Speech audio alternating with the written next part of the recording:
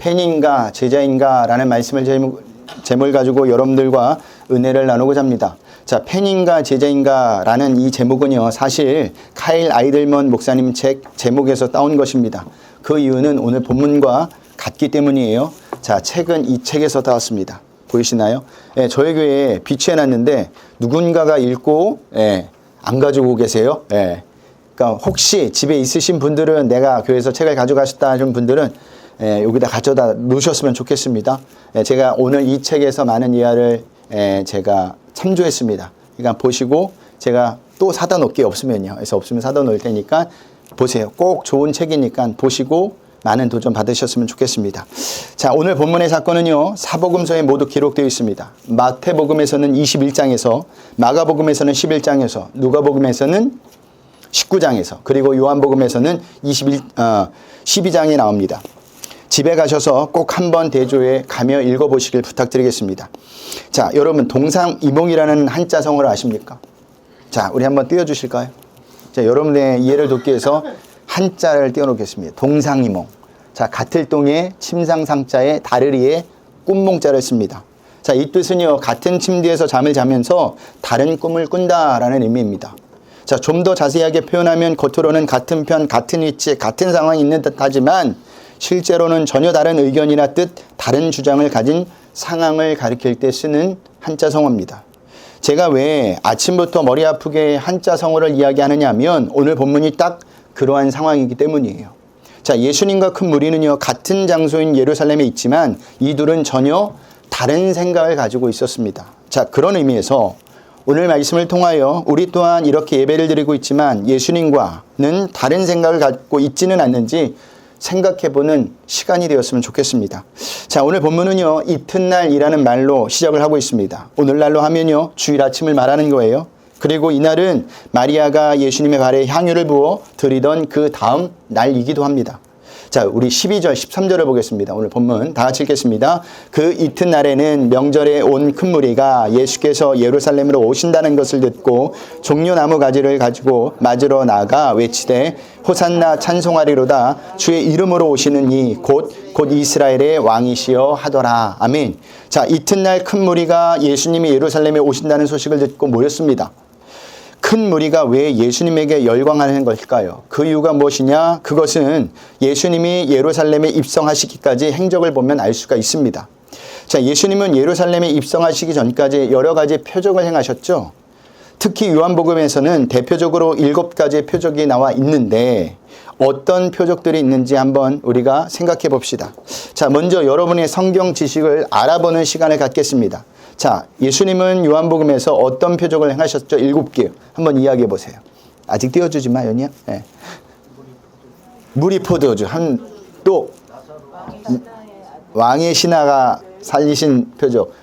나사로를 살리신 표적. 38년 된 병자를 고치신. 그건 왕의 신하. 날 때부터 소경된. 2가지 남았습니다. 했습니다. 힌트. 그렇죠. 오병이요. 오병이요. 그리고 무리를 걷는 표적. 이렇게 7가지 표적입니다. 한번 띄워보세요. 없어요? 5번을 제가 띄워먹었군요. 아무튼 그렇습니다. 자, 이렇게 7가지 표적이 있습니다. 그런데 표적이 나타날 때마다 그곳에 있던 사람들은요, 어떤 반응을 보였을까? 예수님이 행하신 표적들을 보고 어떻게 했을 것 같아요? 소문을 냈겠죠. 너무 신기하니까. 그 절정의 사건이 마지막 7번째 표적인 죽은 나사로를 살리는 것이었습니다. 그러니 7번째 표적을 행하신, 7번의 표적을 행하신 예수님이 예루살렘에 나타난다고 하니 보고 싶겠어요? 안 보고 싶겠어요?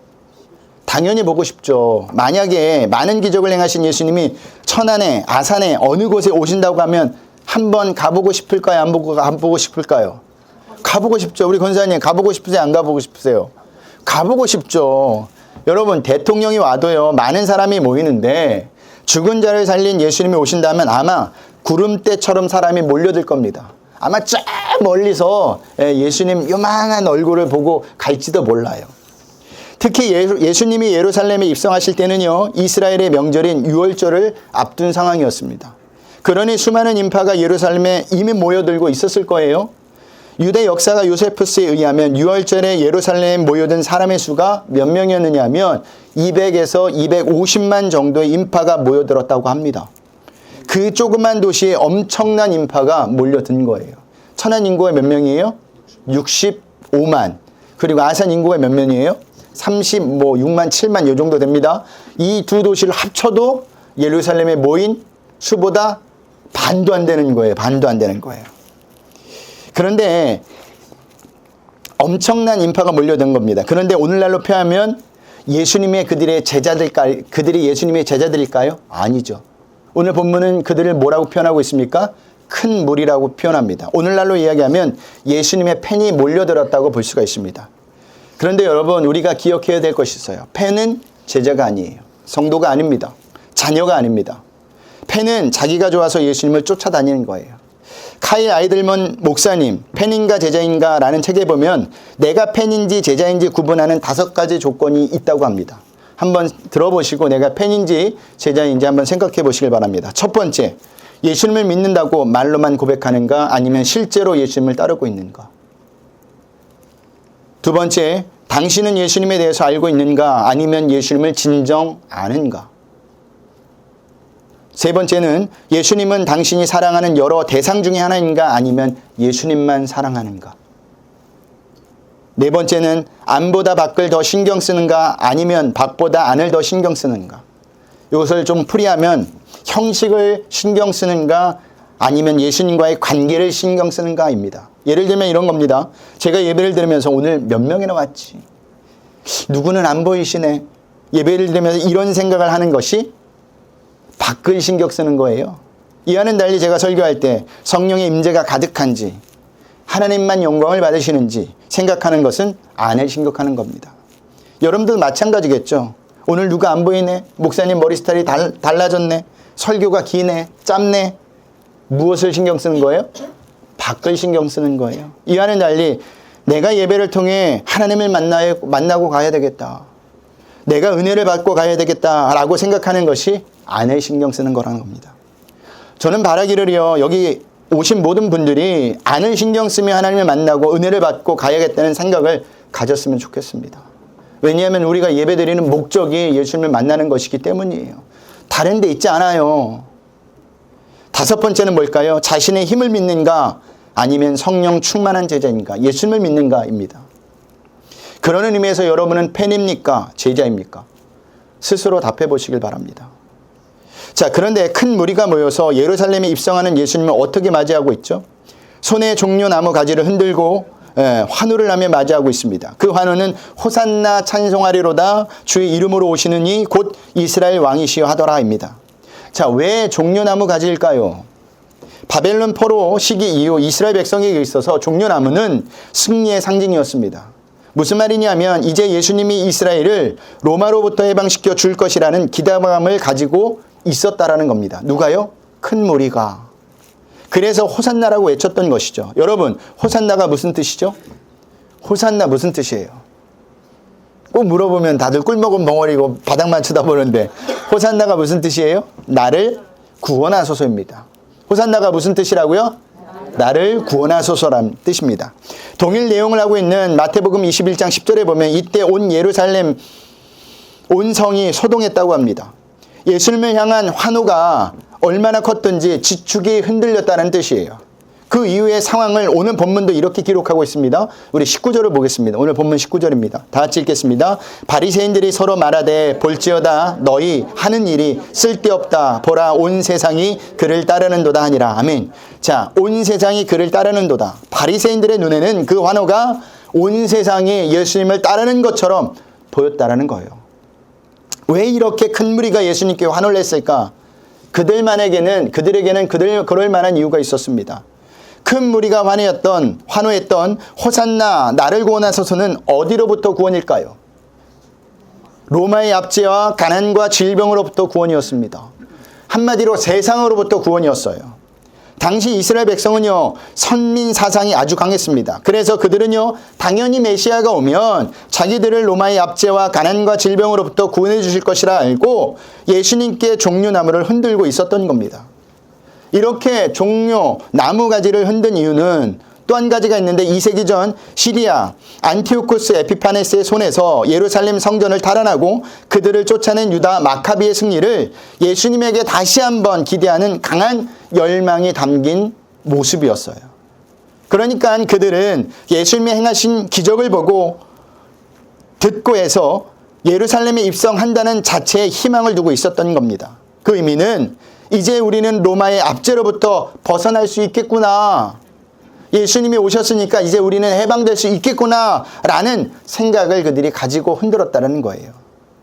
큰 무리의 생각은 이어지는 외침에서도 계속 드러나는데 그 외침이 뭐냐? 예수님을 뭐라고 이야기합니까? 이스라엘 왕으로 이야기하고 있다는 겁니다. 그러나 그 외침에도 마찬가지로 예수님에 대한 오해를 담고 있었죠. 어떤 오해예요? 예수님이 왕은 왕이시지만 그들이 기대하고 있었던 왕이 아니었다라는 거예요. 자, 예수님의 생각은 큰 무리와 달랐습니다. 예수님이 왜 예루살렘에 입성하셨을까요? 우리는 왜 예수님이 6월절에 예루살렘에 입성했는지 모두들 알고 계시죠? 아담의 죄로 말미암아 죽을 수밖에 없는 인간을 구원하시기 위해, 즉 십자가를 지시고 인간을 대신하여 죽기 위해 예루살렘에 오신 겁니다. 예수님은 이것을 위해 이 땅에 오신 거예요. 이것은 나귀 새끼를 타고 오신 예수님의 모습에서도 그대로 드러나고 있습니다. 우리 14절 15절을 보겠습니다. 오늘 본문 14절 15절입니다. 다 같이 읽겠습니다. 예수는 한 어린 나귀를 보고 타시니 이는 기록된 바 시온에 따라 두려워하지 말라 보라 너희 왕이 나귀 새끼를 타고 오신다 함과 같더라. 아멘. 자, 큰 무리를 열광케 하는 예수님이 지금 무엇을 타고 예루살렘에 입성하고 있습니까?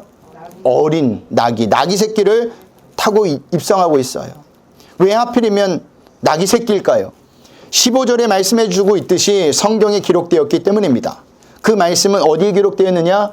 스가랴서에 기록되었어요. 스가랴서 9장 9절 한번 볼까요? 우리 화면에 나와 있는데 스가랴서 9장 9절 화면에 나와 있습니다. 우리 다 같이 읽겠습니다. 시온에 따라 크게 기뻐할지어다 예루살렘에 따라 즐거이 부를지어다 보라 내 왕이 내게 임하시나니 그는 공의로우시며 구원을 베푸시며 겸손하여서 나귀를 타시나니 나귀의 작은 곧 나귀 새끼니라. 아멘. 자, 과거 이스라엘 왕들은요, 왕권과 평화를 동시에 나타날 때 무엇을 탔느냐? 나귀를 탔어요. 말을 타지 않았어요. 그런 의미에서 예수님이 나귀 새끼를 타고 예루살렘에 입성하셨다는 것은 당신의 왕되심을, 평화의 왕되심을 선포한 의미입니다. 그런데 예수님은 어디서 평화의 왕되심을 선포하는 것이었습니까? 큰 무리가 원하는 로마의 왕되심으로 지금 예루살렘에 입성하는 것이 아니라고 말씀드렸죠. 예수님은 지금 하나님 없이 자기가 하나님같이 주인 되려고 했던 인간에게 주인 되심으로 입성하는 겁니다. 하나님과 관계가 깨어져 버린 인간에게 다시 한번 하나님과의 관계를 회복시키기 위해 평화의 왕으로 입성하시는 거예요. 십자가를 지시기 위해 예루살렘에 나귀 새끼를 타고 입성하시는 겁니다. 큰 무리와 예수님은 같은 장소에 있었지만 이 둘은 전혀 다른 생각을 가지고 있었던 거죠. 사자성어 뭐라고요? 동상이몽과 똑같은 상황이라는 겁니다. 이 상황은 오늘날도 마찬가지입니다. 오늘날 많은 사람이 예수님을 믿는 것을 크게 오해하고 있습니다. 예수님이 이 땅에 오신 목적은 인간의 소원과 바람을 들어주시기 위해서 오신 것이 아니에요. 우리를 세상에서 성공시켜 주시려고, 부자 만들어 주시려고, 우리의 자녀를 좋은 대학과 직장에 들어가게 하시기 위해서 오신 것이 아니라는 겁니다. 예수님이 이 땅에 오신 제일 목적이 뭐예요? 죄로 인해 죽을 수밖에 없는 우리를 구원하시기 위해, 하나님과의 화평을 이루기 위해, 창조 때로 돌아가게 하기 위해서 오신 게 목적이라는 거죠. 그렇기 때문에 예수님의 관심은요, 한 영혼이 구원을 받느냐, 구원을 받지 못하느냐 있지, 한 영혼이 이 땅에서 잘 먹고 잘 사느냐 있지 않다라는 겁니다. 잘 사느냐 못 사느냐는 그 다음 문제예요. 그렇다고 지금 여러분들에게 잘 살지 말라고 하는 소리는 아닙니다. 다들 잘 살고 싶죠? 잘 살아야죠. 저는 여러분들이 모두 잘 살았으면 좋겠습니다. 아멘을 안 하시네. 다들 못 살고 싶으신가 봐. 예. 잘 살아셔야 돼요. 하지만 잘 사는 게 예수님을 믿는 목적이 되지 말라는 겁니다. 그런데도 많은 성도가 자기 영혼이 구원받았는지 못 받았는지에는 관심이 없어요. 하나님과 다시 동행하는 존재로, 다시 하나님을 전적으로 의지하는 존재로 되는 것에는 조금도 관심이 없단 말입니다. 오로지 이 땅에서 잘 먹고 잘 사는 데 목적이 있다는 거예요. 우리들의 기도 제목을 보세요. 우리 영혼을 위해서, 그 나라 그 위를 위해서, 한 나라 확장을 위해서 기도하는 제목이 많습니까? 아니면 이 땅에서 잘 먹고 잘 사는 것에 관한 기도 제목이 많습니까? 대부분이 후자일 거예요. 왜냐? 저도 그렇게 많이 기도하거든요. 이것은 예수님이 예루살렘에 입성했을 때 종려나무 가지를 흔들던 큰 무리와 우리가 똑같다라는 겁니다. 그런 목적을 가진 사람들은 예수님이 소원과 바람을, 또한 자기 자신의 기대를 저버리면 어떻게 반응한지 아십니까? 순식간에 돌변해 버려서 반대편에 서는 자가 된다라는 겁니다. 한마디로 큰 무리는 예수님의 책 제목처럼 제자가 아닌 뭐였다고요? 팬이었다라는 거예요. 카일 아이들먼 목사님이 팬인가 제자이라는 책에서 팬에 대해서 이렇게 정의하고 있습니다. 제가 읽어드릴게요. 팬에 대한 가장 기본적인 사전적 정의는 누군가를 열정적으로 좋아하는 사람입니다. 팬은 맨몸에 페인트 칠을 하고서 축구장에 가는 사람입니다. 팬은 관람석에 앉아 팀을 열렬히 응원하는 사람입니다. 팬은 선수가 사인한 운동 셔츠를 벽에 걸어두고 자동차 뒤에 갖가지 범버 스티커를 붙입니다. 하지만 팬은 정작 경기에서는 나서지 않습니다. 경기장에서 땀을 뻘뻘 흘리며 달리거나 공을 차지는 않습니다. 선수들의 관에서는 모르는 게 없고 최근 기록들을 줄줄이 깨고 있지만 선수들을 개인적으로 알지는 못합니다. 고함을 지르며 응원은 하지만 경기를 위해서 희생을 하지 않습니다. 게다가 응원하는 팀이 자꾸만 패하면 그렇게 좋아하던 마음도 조금씩 식어가고 심지어는 다른 팀으로 옮겨가기도 합니다. 제가 야구를 굉장히 좋아합니다. 저는 두산 베어스 팬이에요. 근데 저 앞에 있는 이불가게 사장님은 하나 이글스예요. 두산은 항상 7시즌 동안 거의 높은 자리에 올라갔어요. 응원할 만 나죠. 근데 하나는 10년 동안 거의 꼴찌를 밥 먹듯이 합니다. 우리 사장님이 늘 하시는 이야기가 뭐냐? 팀을 옮겨버릴까요, 목사님? 재미가 없어요. 맨날 치니까. 화딱지도 나고. 무슨 심정이에요? 팬의 심정입니다. 보세요. 예수님을 열광적으로 환영했던 그들이 나중에 어떻게 변하죠? 예수님을 십자가에 못 박으라고 외치는 자들이 되죠. 오히려 강도 바라바를 놓아주라고 하기까지 합니다. 어떻게 이게 가능하느냐? 가능해요. 인간은요, 언제나 자기중심적 이기주의이기 때문에 가능합니다. 그들은 제자가 아닌 팬이었기 때문에 가능하다라는 거예요. 우리도 마찬가지입니다. 우리의 소원과 바람이 이루어지지 않고 응답이 되지 않으면 어떻게 하는지 아십니까? 그래도 하나님을 믿고 인내하며 기다릴까요? 여러분 그렇게 하고 계세요? 아니죠. 먼저 하나님께 불평을 들어놓겠죠. 불만을 내어놓겠죠. 하나님 나에게 이러시면 안 됩니다. 내가 하나님께 여지껏 어떻게 했는데, 내가 주일 예배도 한 번도 안 빠지고 새벽 예배도 한 번도 10년 동안 안 빠졌는데 나에게 이렇게 대하시면 안 되죠. 라고 하나님께 따질 겁니다. 그것은요, 예수님을 십자가에 못 박으라고 외치는 것과 똑같은 거예요. 그리고 하나님을 떠나버리죠. 거기에 어떤 하나님의 뜻이 있는지, 어떤 하나님의 계획이 있는지 생각하지 않고 말입니다. 그렇게 하나님을 떠나는 자들은 모두 누굴까요? 팬이에요. 큰 무리라는 겁니다. 그때 우리가 하나님의 자녀라면, 성도라면, 제자라면 왜 하나님이 내 기도에 응답해 주시지 않을까 생각해 보셔야 합니다. 그리고 하나님의 계획이 무엇인지 물어보셔야 돼요. 그리고 인내하셔야 합니다. 그것이 하나님의 자녀이며 성도이며 제자예요. 예수님은 큰 무리가 원하는 대로 예루살렘에 입성하신 것이 아니죠. 죄로 인해 죽을 수밖에 없고 지옥에 갈 수밖에 없는 우리를 위하여서 십자가를 지러 오신 겁니다. 그것을 오늘 본문에서 이렇게 기록하고 있습니다. 우리 16절을 보겠습니다. 다 같이 읽겠습니다. 제자들은 처음에 이 일을 깨닫지 못하였다가 예수께서 영광을 얻으신 후에야 이것이 예수께 대하여 기록된 것임과 사람들이 예수께 이같이 한 것임이 생각났더라. 아멘. 자, 요한복음의 저자 요한은요, 예수님이 십자가를 지신 사건을 어떻게 표현하고 있어요? 어떻게 기록하고 있어요? 예수님께서 영광을 받으셨다, 얻으셨다라고 표현하고 있죠. 좀 더 쉬운 말로 이야기하면 그것이 하나님의 뜻이었다라는 겁니다. 예수님께 영광은요, 모든 사람이 소원하고 바라고 좋아하는 것에 있는 것이 아니라 하나님의 뜻대로 되는 것이 예수님의 영광이었다라는 거예요. 즉, 죄로 인해 죽을 수밖에 없는 인간이 구원받은 것, 하나님을 모르고 살았던 자들이 하나님을 아는 것, 더 나아가 말씀대로 사는 것이, 그것이 예수님이 이 땅에 오신 이유였다라는 거죠. 그 영광에는요, 우리의 실패도, 좌절도, 절망도, 고통도, 승리도, 축복도, 그 어떤 것도 하나님의 영광이 될 수 있습니다. 꼭 세상에서 잘되고 성공하는 것이 하나님의 영광이 아니에요.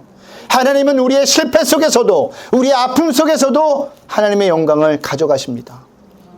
그렇기 때문에 진짜 성도라면, 진짜 제자라면 그 상황 속에서도 하나님을 놓치지 말고 사셔야 돼요.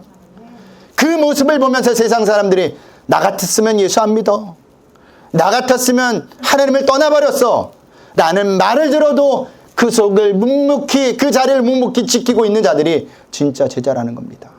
그것이 하나님의 뜻을 아는 자라는 거예요.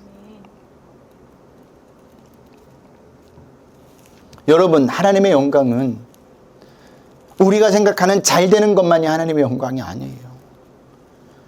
근데 오늘날 많은 사람들이 착각하고 있어요. 여러분, 내가 기도해서 기도한 제목이 이루어지지 않는다 해서 하나님이 응답하지 않은 것이 아닙니다. 하나님이 응답하지 않은 것이 오히려 우리에게 응답일 수가 있어요. 하나님이 더 좋은 것을 주시기 위해서, 또한 더 다른 나은 계획이 있기 위해서 하나님은 잠깐 응답을 보류했을 뿐입니다. 우리는 그것을 믿으셔야 합니다. 그것이 하나님을 믿는 자들의 모습이에요. 그렇다면 우리가 하나님의 영광을 어떻게 이해할 수 있을까? 제자들도 이것을 몰랐어요. 하지만 나중에 알았다고 합니다. 근데 그 나중에 언제이냐? 예수님께서 십자가를 지시고 부활하시고 승천하신 이유를 말합니다. 더 정확하게는 제자들이 오순절 다락방에서 성령을 받은 후입니다.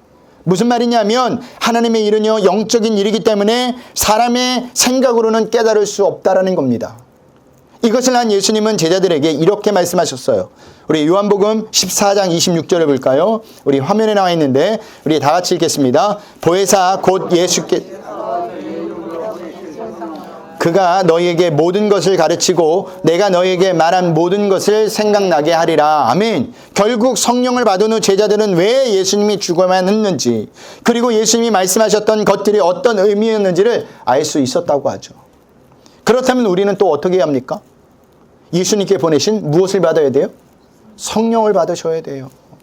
그래야 성경 말씀이 이해가 되는 겁니다. 여러분, 성경은요, 영적인 책이기 때문에 하나님의 은혜가 임해야 그 말씀이 이해가 돼요. 진리를 깨닫는다라는 겁니다.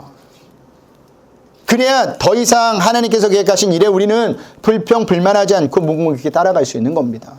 여러분, 성경 쓰실 때 기도하고 쓰세요. 성경을 볼 때 기도하고 보세요. 나는 아둔합니다, 하나님. 하나님이 깨닫게 해주셔야 이 성경을, 진리를 깨달을 수 있습니다라고 기도하셔야 한다는 겁니다.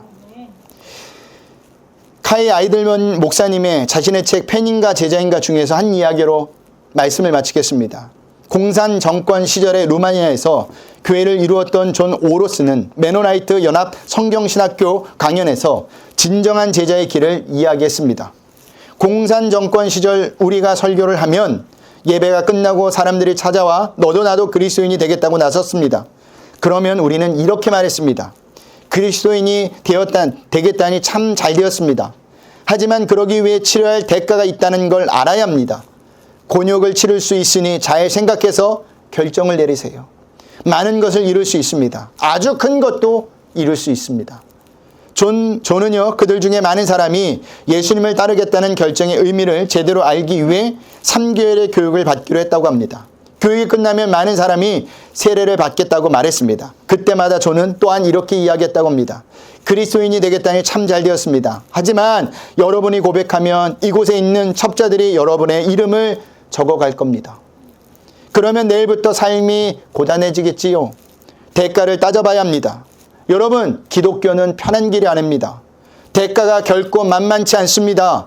좌천될 수 있습니다. 직장을 잃을 수도 있고요. 친구들이 등을 돌릴 겁니다. 이웃들이 멀어집니다. 심지어는 자식도 잃을 수 있고 내 목숨도 날아갈 수가 있습니다. 그리고 마지막에 다시 한번 그들에게 묻는다고 합니다. 그래도 세례를 받으시겠습니까? 그 의미는 그래도 예수님의 제자가 되겠습니까? 라는 물음이라는 거죠. 여러분에게 묻겠습니다. 예수님의 삶은 세상의 성공을 보장하지 않아요. 그래도 예수님의 삶을 사시겠습니까? 제자가 되시겠습니까? 아니면 큰 무리의 삶을 살겠습니까? 팬이 되겠습니까? 지금 답 안 하셔도 돼요. 그 대신 나는 어떤 사람인가 생각해 보셨으면 합니다. 여러분, 예수 믿는다는 건 만만치 않아요. 신앙을 갖는다는 건 호락호락하지 않습니다. 대가가 많아요. 그리고 부탁드린 것은 여러분 날마다 성령 충만하시길 바랍니다. 그래야 우리는요 큰 무리, 팬이 되지 않고요 성경을 보면서 아멘할 수 있고 하나님이 이끄시는 삶을 따라갈 수가 있는 거예요. 그리고 예수님이 오신 목적을 분명히 알고 그 길을 따라갈 수 있는 삶을 살 수 있게 되는 겁니다. 여러분들에게 부탁드립니다. 한 주간도 우리 브릿지교회 성도님들이 성도가 되시길 바랍니다. 제자가 되시길 바랍니다. 하나님의 자녀가 되시길 바랍니다. 우리 힘으로 절대 할 수 없어요. 나는 할 수 있다. 못해요. 저도 못해요. 주님이 은혜 주셔야 하는 겁니다. 주님이 힘 주셔야 하는 겁니다. 주님 앞에 그래서 날마다 기도할 수밖에 없는 거예요. 이것을 꼭 붙으시고 한 주간도 승리하시는 저와 여러분들이 되시길 주님의 이름으로 부탁드리겠습니다.